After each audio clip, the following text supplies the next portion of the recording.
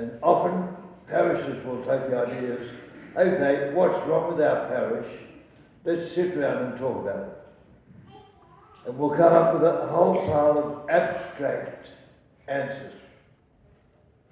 What to do, how to reach the youth, how to improve the liturgy, how to get women into ministry, how to, all sorts of things.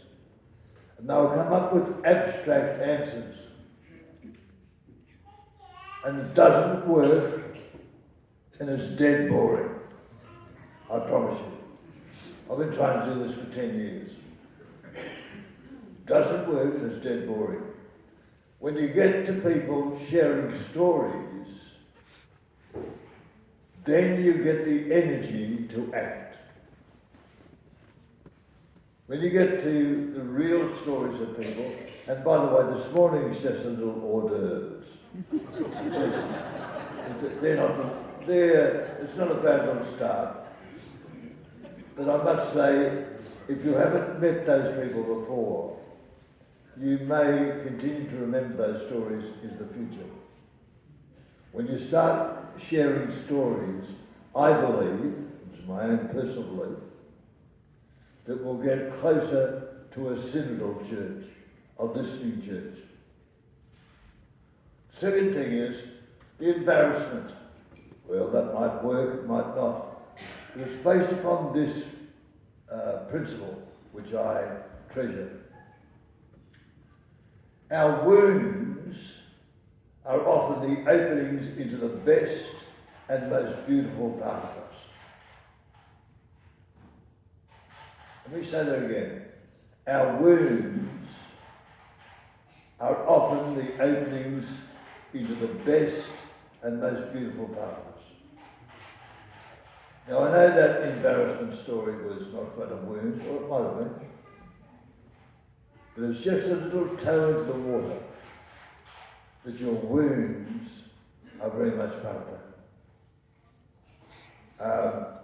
My dream for an ideal parish is for us to come together in small groups before the Mass starts, or as part of the Mass, and share the real distress that's happening to us at the moment. Let me say that again. As part of Mass, instead of you being a passive group listening to a boring sermon, it's your stories which are the centre of liturgy. And for us to come together somehow or other, it's a dream, it's never been worked out. I don't quite know how to work it out. But to come together to share the distress, some of the wounds in your life, and put words around it. You'd find, I think, that you'd approach the liturgy about the wounds in the story of this young teacher of Nazareth with a whole new perspective. And we would become a family, a community, which I think would be a step towards being a synodal parish. Anyway, this morning was just a little exercise. You'll forget about it soon, I guess, but it's just a little taste in listening and hearing.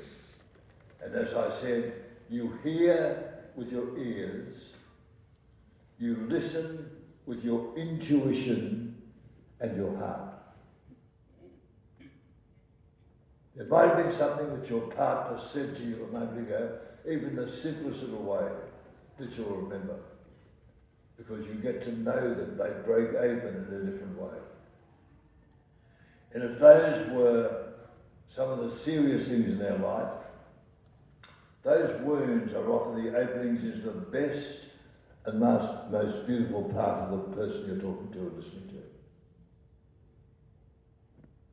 Because we don't have the opportunity to have somebody pay attention to us when we're talking about the real things that are happening to us in our life. And without that opportunity, the liturgy, this wonderful prayer that we have, I think, will just bounce along the top of our superficial lives. And therefore, Pope Francis's intuition about a synodal church is, I think, a rich one and an important one, but it's going to take a new shape in the church that we're in. And Sister Claire is committed to this, and she'll have some ideas about how we might use Zoom, how we might use meals to extend this idea of becoming a church with a new shape to it. Final story.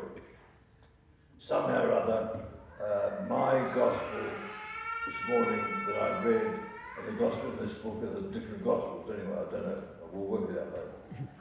The gospel I read was about a little guy called Zacchaeus. Remember that story? Zacchaeus was a tax collector. He climbed up a tree. He's just a little diminutive guy. And he said, I'll watch Jesus as he goes by. He'll stand back and passively just watch Jesus. Jesus catches his eyes and says, come down here, Zacchaeus. Come and you're going to give me a meal in your house. And Zacchaeus says, good Lord. So he goes and has a meal. And might I say, Jesus hears Zacchaeus' story, and Zacchaeus' life was changed. But it was in storytelling, not abstractions. It was really the coming together of two people.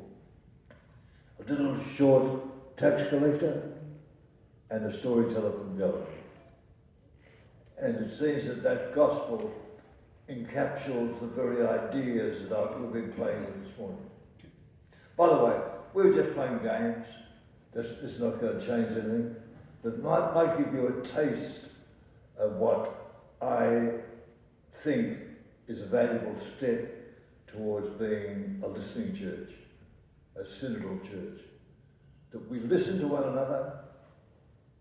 By the way, holding hands is important, by the way. There's a level of intimacy in that. Keeping eye contact is important. But just listening to another person's story is the heart of what we're talking about. Anyway, it's all good fun, isn't it? So if it doesn't work, we'll get down to me just rattling along with a homily, and you just dropping off to sleep happily out there.